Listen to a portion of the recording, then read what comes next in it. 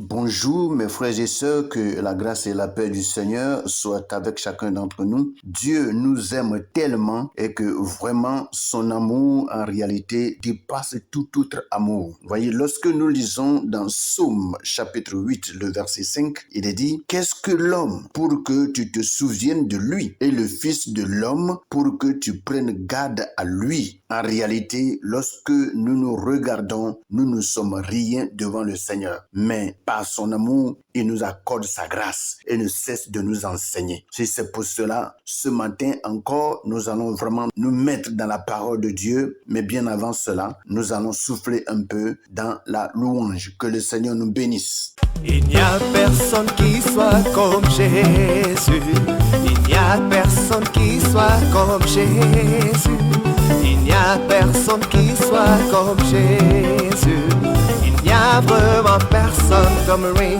Il n'y a personne. Il n'y a personne qui soit comme Jésus. Dans les cieux, sur la terre. Il n'y a personne qui soit comme Jésus. Alléluia. Il n'y a personne qui soit comme Jésus. Il n'y a vraiment personne comme Oh oui, il n'y a personne. Il n'y a personne qui soit comme Jésus. Dans les cieux, sur la terre. Il n'y a personne qui soit comme Jésus. Alléluia. Il n'y a personne qui soit comme Jésus. Il n'y a vraiment personne. Oh oui, je l'entends marcher. Marcher, Personne, personne. J'ai tourné en rond. Personne. Alléluia.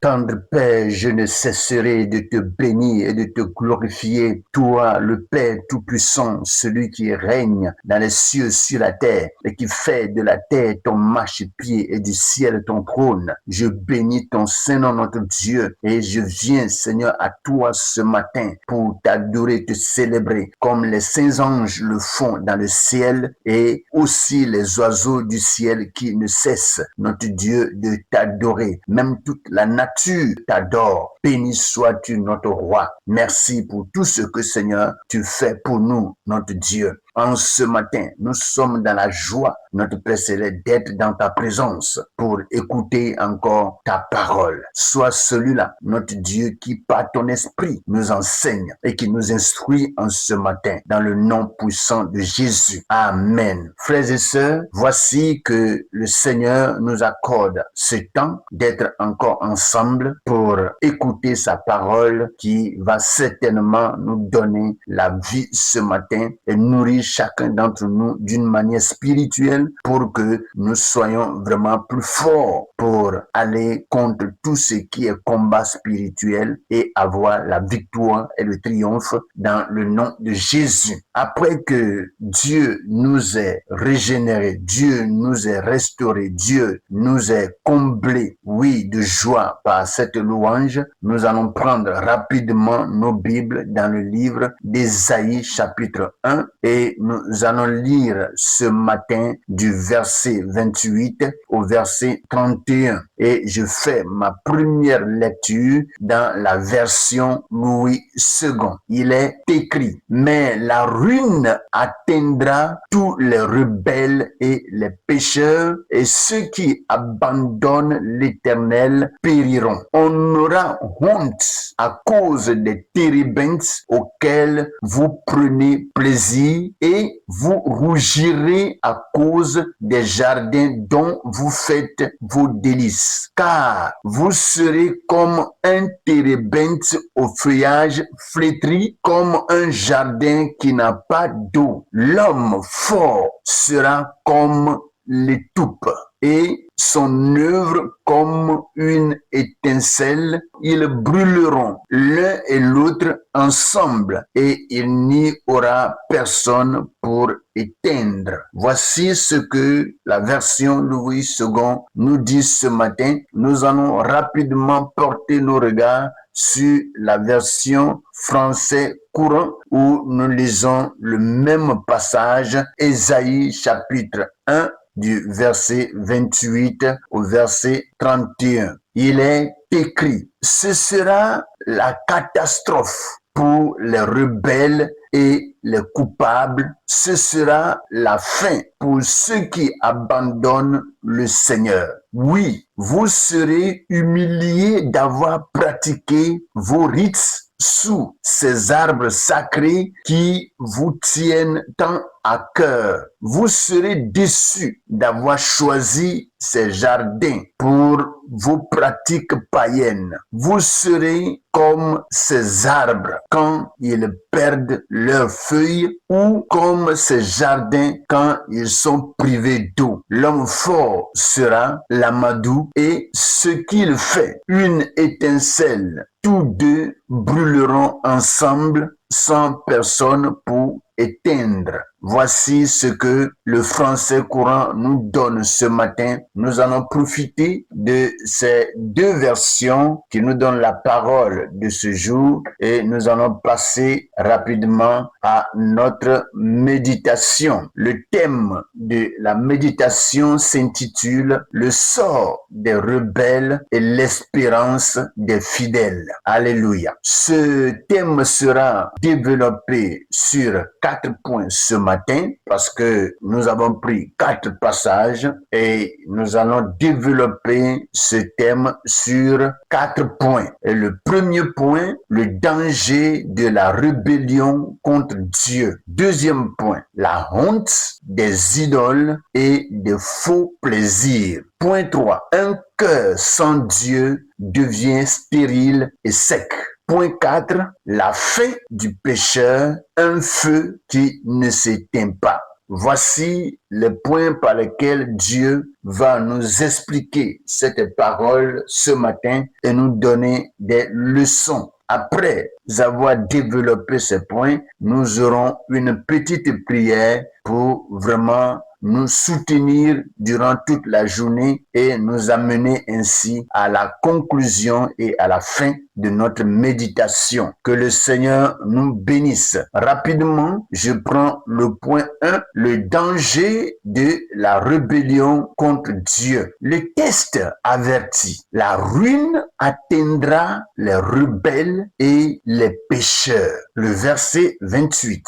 La rébellion contre Dieu n'est pas seulement un rejet de ses lois, mais un refus de sa seigneurie. Effectivement, ce n'est pas seulement quand on rejette la loi, les commandements, les prescriptions et les ordonnances de Dieu qui nous amènent à la rébellion, mais lorsque nous connaissons ces choses et que nous refusons de les mettre en pratique, alors c'est là la rébellion. Alléluia. Et ceci, nous pouvons bien le lire dans le livre de Romains, chapitre 1, du verset 21 au verset 22. Le péché conduit toujours à la séparation et à la mort spirituelle, comme le passage de Romains, chapitre 6, le verset 23 nous le dit. Il dit, le salaire du péché, c'est la mort. Alléluia. Alors, mes frères bien-aimés, refusons toute forme de compromis et marchons dans l'obéissance. Point 2. La honte des idoles et des faux plaisirs. Dieu dit, vous aurez honte à cause des térébintes auxquels vous prenez plaisir. Le verset 29. Ces arbres et jardins représentaient des lieux de culte idolâtre. Tout plaisir pris en dehors de Dieu finit par produire honte et désillusion. Jérémie chapitre 2, le verset 13 nous en parle. Laissez-moi vous dire ceci ce matin. Ne cherchons pas nos délices dans le monde, mais en Dieu seul. Psaume chapitre 37, le verset 4 nous en parle mieux. Alléluia. Le point 3. Un cœur sans Dieu devient stérile et sec. Alléluia. Le prophète compare l'homme infidèle à un jardin qui n'a point d'eau. Le verset 30. Sans Dieu, la vie se dessèche et perd sa fécondité. Jean chapitre 15, le verset 5. Alléluia. L'âme qui s'éloigne de la source d'eau vive devient comme un arbre arraché de ses racines. Comme très souvent une chanson pouvait le dire, un homme sans Jésus est comme un arbre sans racines. Alléluia. Donc, restons attachés à Christ, la véritable source, selon Jean chapitre 7, le verset 37 au verset 38. Gloire à Jésus. Nous passons rapidement au point 4 pour finir. Point 4. La fin du pécheur. Un feu qui ne s'éteint pas. L'homme fort sera comme de l'étoupe et son œuvre comme une étincelle, selon le verset 31. Tout ce qui est bâti sans Dieu sera consumé. 1 Corinthiens chapitre 3, le verset 13. Même la force humaine n'échappe pas au jugement. Seule la grâce de Dieu nous garde. Bien-aimés frères et sœurs, plaçons notre confiance non dans nos forces, mais dans le Seigneur, selon Psaume chapitre 20, le verset 7. Voici un peu ce matin ce que le Seigneur nous dit, que toute sa grâce se repose sur la vie de chacun. Prions. Éternel, Tout-Puissant, nous reconnaissons que sans toi, nous sommes comme un jardin desséché et un arbre sans fruits. Seigneur, garde-nous de la rébellion et des faux plaisirs qui éloignent de toi. Aide-nous à trouver nos délices en toi seul et à rester attachés à Jésus-Christ, la source de vie. Que nos vies portent un fruit qui demeure et résiste au feu du jugement. Remplis-nous de ton esprit afin que nous marchions dans l'obéissance et la fidélité. Au nom puissant de Jésus-Christ de Nazareth, nous avons prié et nous sommes exaucés. Nous disons tous Amen. Bien-aimés frères et sœurs, nous voici à la fin de cette méditation. J'encourage chacun d'entre nous à porter nos regards sur le passage qui a été donné et sûrement Dieu, dans toute sa miséricorde, va utiliser ce temps pour nous instruire, nous enseigner et nous donner plus d'amples leçons et d'instructions au nom de Jésus. Soyez bénis et passez une bonne et excellente journée avec notre Père au nom de Jésus. Amen.